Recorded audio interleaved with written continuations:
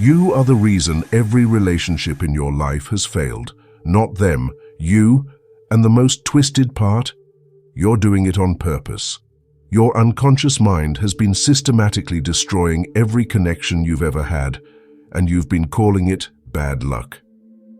You know this about yourself. You watch yourself push away the exact people you claim to want most. You create conflict where there should be peace. You find problems where there are none. You turn love into a battlefield and then wonder why you always end up alone. You destroy every good thing that comes into your life. You know this about yourself. You watch yourself push away the exact people you claim to want most. You create conflict where there should be peace. You find problems where there are none. You turn love into a battlefield and then wonder why you always end up alone.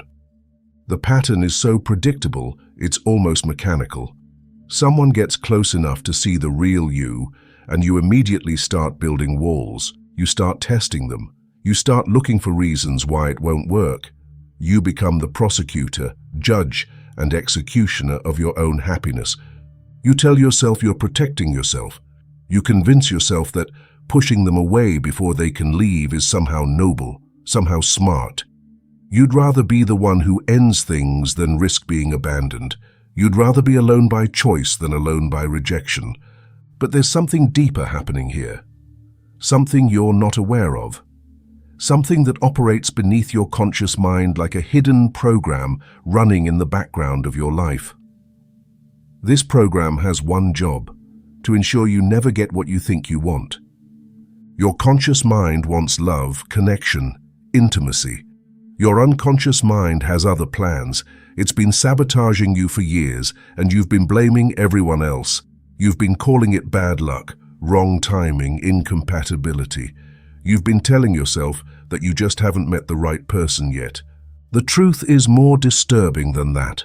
The truth is that you are the common denominator in every failed relationship. You are the one constant in every story of loss. You are the reason things fall apart, but not in the way you think. There's a part of you that doesn't want to be loved. There's a part of you that finds love terrifying, threatening, dangerous. This part of you has been making decisions about your relationships without asking your permission. It's been running the show while you've been sitting in the audience wondering why the plot never goes the way you want. This isn't about self-esteem or confidence or any of the surface-level explanations you've been fed. This goes deeper. This is about parts of yourself you've never met. Parts that were formed long before you had any say in the matter. Parts that learn to associate love with danger and connection with vulnerability. These parts don't care about your happiness. They only care about your survival. And in their primitive understanding of the world, being loved means being exposed. Being close means being vulnerable. Being wanted means being at risk of being unwanted. So they sabotage. They create chaos. They manufacture problems. They ensure that every relationship ends before it can begin to matter. They keep you safe in the cruelest way possible by making sure you never get what you want. The sophistication of this self-sabotage is remarkable. Your unconscious mind doesn't just randomly destroy things. It waits. It calculates. It strikes at precisely the moment when you're most vulnerable to real connection. When someone is getting close enough to matter, close enough to hurt you if they leave. That's when the sabotage begins. Your unconscious has been studying your patterns for years. It knows exactly which buttons to push to create distance. It knows which fears to activate to make you run. It knows which stories to tell you to make destruction feel like wisdom. It's become an expert at protecting you from the very thing you claim to want most. Now let me tell you what's really happening in your unconscious mind. Let me show you the hidden machinery of your self-destruction. One of the most brilliant minds who ever studied human behavior discovered something remarkable about why people destroy their own relationships. Carl Jung found that inside every person exists multiple personalities, multiple selves, multiple ways of being. Most people never realize this. They think they're one consistent person with one consistent set of wants and needs. They're wrong. You have different sides fighting inside you. You have parts of yourself that want completely opposite things. You have a part that craves intimacy and a part that fears it. You have a part that wants to be seen and a part that wants to hide. You have a part that trusts and a part that suspects. These parts are in constant conflict, and your relationships are the battlefield. The part that sabotages your relationships isn't evil. It's actually trying to protect you. It learned early in your life that getting close to people leads to pain. Maybe your parents were inconsistent with their love. Maybe you were abandoned physically or emotionally. Maybe you learned that people leave, that love doesn't last, that getting attached is dangerous. This protective part made a decision. Never again. Never again will you be caught off guard by loss. Never again will you be blindsided by abandonment. Never again will you be vulnerable enough to be truly hurt. So it developed strategies. It learned to find fault in people before they could find fault in you. It learned to create distance when things got too close. It learned to pick fights when things got too peaceful. It learned to leave before it could be left. These strategies worked. They kept you safe from the deepest kinds of pain. But they also kept you safe from the deepest kinds of connection. They protected you from heartbreak by preventing you from ever having a heart to break. Your protective part doesn't understand that the strategies that worked when you were young don't work now. It doesn't realize that the person trying to love you today isn't the person who hurt you years ago. It can't tell the difference between past danger and present safety. So it keeps fighting a war that ended long ago. It keeps protecting you from threats that no longer exist. It keeps sabotaging connections that could actually heal the wounds it's trying to protect. The cruelest part is that this sabotage feels like logic. When you're pushing someone away, it feels rational. It feels like you're seeing clearly, like you're being realistic, like you're protecting yourself from inevitable disappointment. Your protective part is excellent at finding evidence for why relationships won't work. It can spot red flags that don't exist. It can create problems out of thin air. It can turn someone's quirks into incompatibilities, their flaws into deal breakers, their humanity into reasons to run. And because this part operates unconsciously, you don't even realize it's happening. You genuinely believe that the relationship is doomed. You genuinely believe that the other person is wrong for you. You genuinely believe that you're making rational decisions based on real information. But you're not. You're being controlled by an unconscious program that was written years ago by a younger version of yourself who was in pain. You're being driven by ancient fears that have nothing to do with your current reality. This is why you can look back at your past relationships and see the pattern so clearly. This is why you can recognize that you were the problem, that you pushed away people who were actually good for you. When you're looking back, your protective part isn't activated. When you're looking back, you can see clearly. But in the moment, when you're actually in a relationship, your protective part takes over. It floods your system with fear. It makes everything feel urgent, dangerous, wrong. It convinces you that you need to act, that you need to protect yourself, that you need to get out. The tragedy is that the very thing your protective part is trying to prevent, abandonment, rejection, loss, is exactly what it creates. By trying to protect you from being left, it ensures that you're always alone. By trying to protect you from rejection, it ensures that you reject others first. By trying to protect you from pain, it creates a different kind of pain, the pain of isolation. Your protective part made sense when you were younger. It was actually quite brilliant. It correctly identified that getting close to certain people was dangerous, and it developed strategies to keep you safe. The problem is that it never updated its software. It's still running on outdated programming. It's like having a security system that was designed to protect you from threats that no longer exist. The system keeps triggering false alarms, responding to shadows as if they were intruders, treating friends as if they were enemies.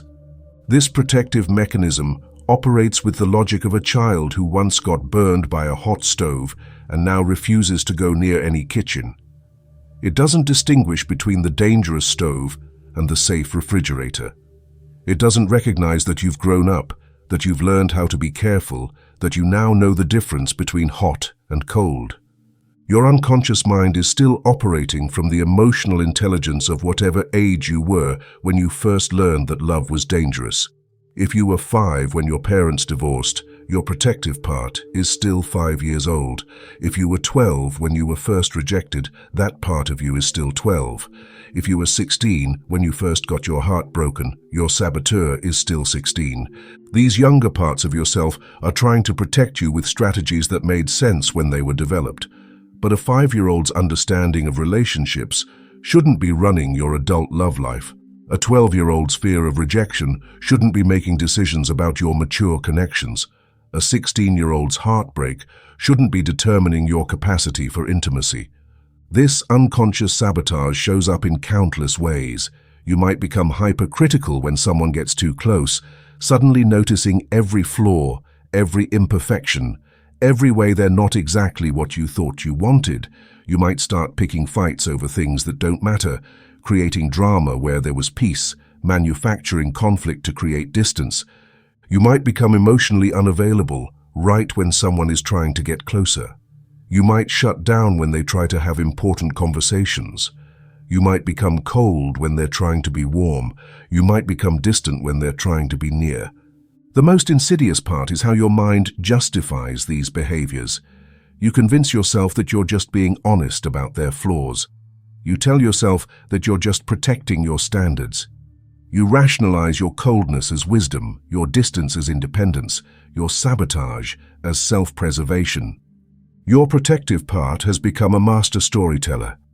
It creates narratives that make your destructive behavior seem reasonable. It points to minor incompatibilities and inflates them into major deal breakers. It takes small disagreements and turns them into evidence of fundamental differences. You might sabotage the relationship through infidelity, either emotional or physical. You might start looking at other options right when your current relationship is getting serious. You might convince yourself that you're missing out on someone better, that you're settling, that you should keep your options open. The timing is never coincidental. Your protective part waits for moments of deepest connection to strike. Right when someone is opening their heart to you, you start closing yours. Right when they're showing you their vulnerability, you start building your walls. Right when they're choosing you, you start looking elsewhere. You might sabotage through perfectionism, setting impossible standards that no real human could meet. You might create tests that are designed to be failed. You might move the goalposts every time someone gets close to meeting your expectations. This perfectionism isn't about having high standards. It's about creating moving targets that ensure no one can ever hit them. It's about demanding impossibilities so you never have to risk being disappointed by realities. It's about asking for guarantees in a world where nothing is guaranteed. You might sabotage through self-destruction, becoming the worst version of yourself right when someone is trying to love the best version of you. You might start drinking too much, working too much, or engaging in behaviors that push people away. The self-destruction feels like self-punishment, but it's actually self-protection. By becoming someone unlovable, you ensure that you won't be loved. By becoming someone unreliable, you ensure that you won't be relied upon. By becoming someone who hurts others, you ensure that they'll leave before you have to risk them staying.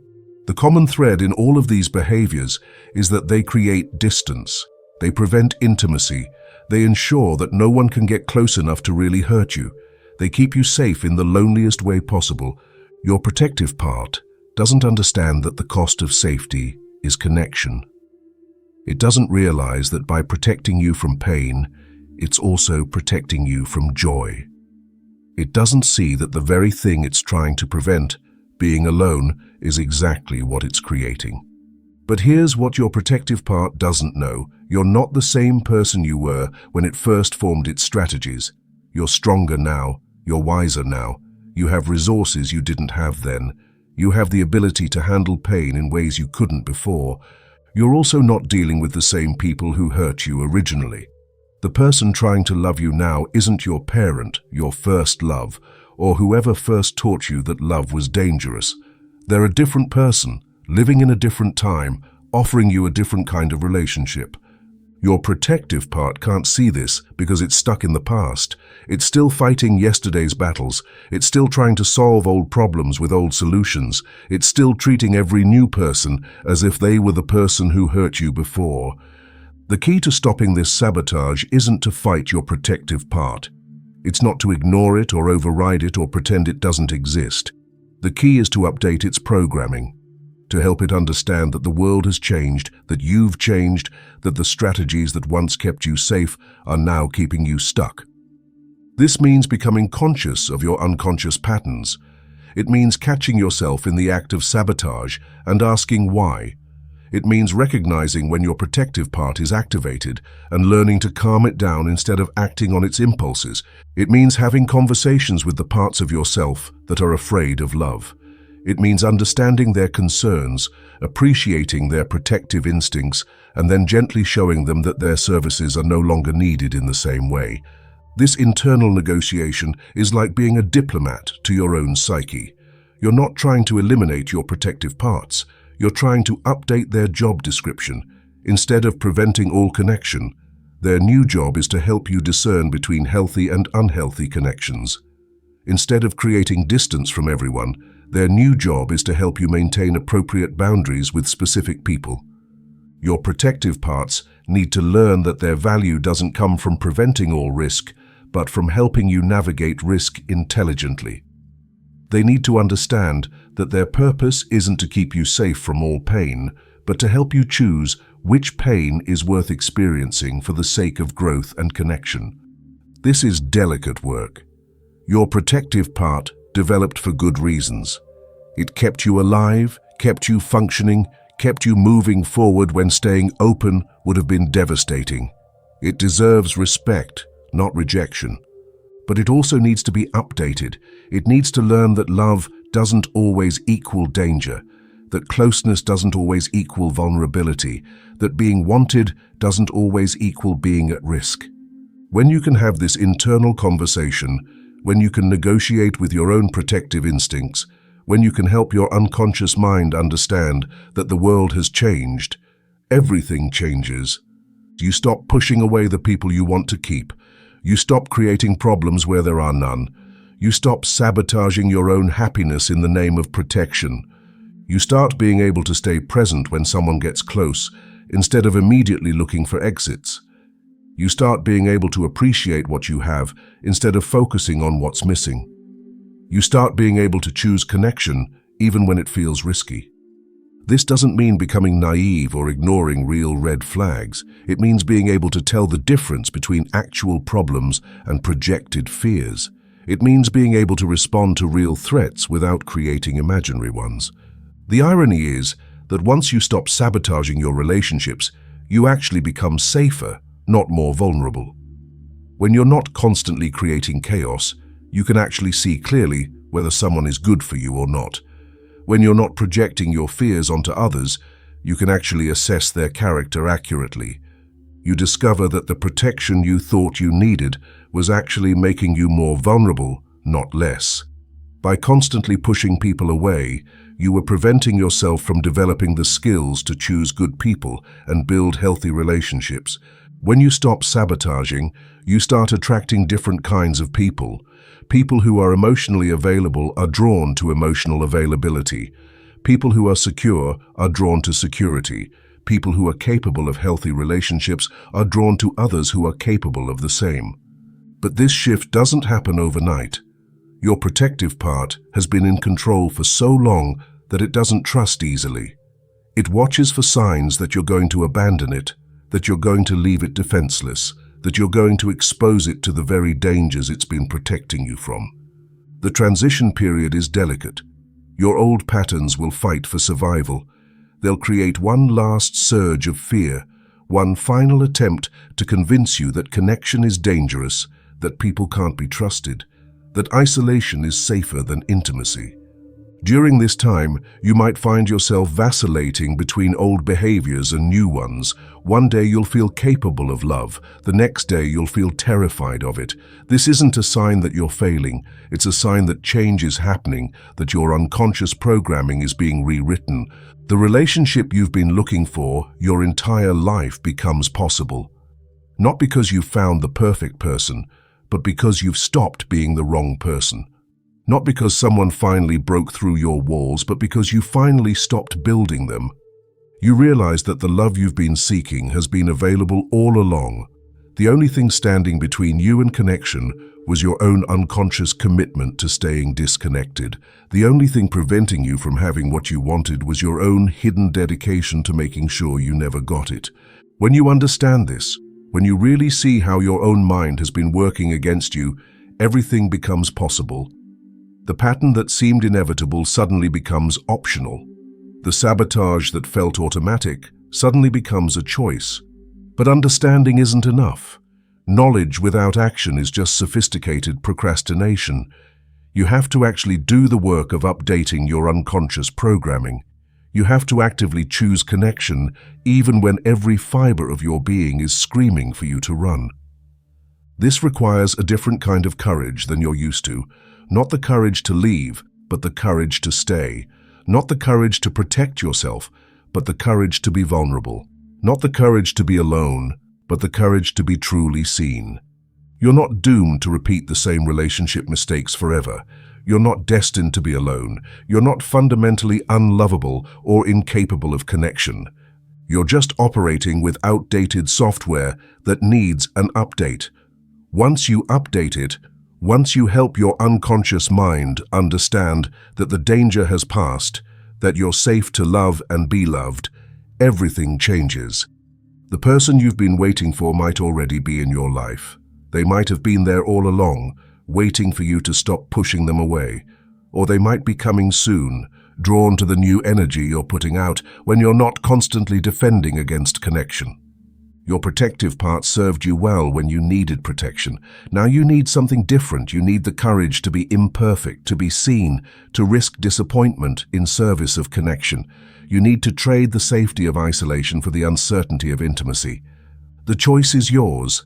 Continue living with outdated programming that keeps you safe but alone, or update your internal systems to allow for the love you've always wanted but never allowed yourself to keep. I hope this video gave you a new perspective on why you might be sabotaging your own relationships. If it resonated with you, I'd really appreciate it if you could subscribe to the channel. It helps more than you know. And if this genuinely shifted something for you, if you're walking away with a different understanding of your own patterns, consider showing your support with a super thanks. It means a lot and helps me continue creating content like this. Thank you for taking the time to watch. I'm grateful you're here.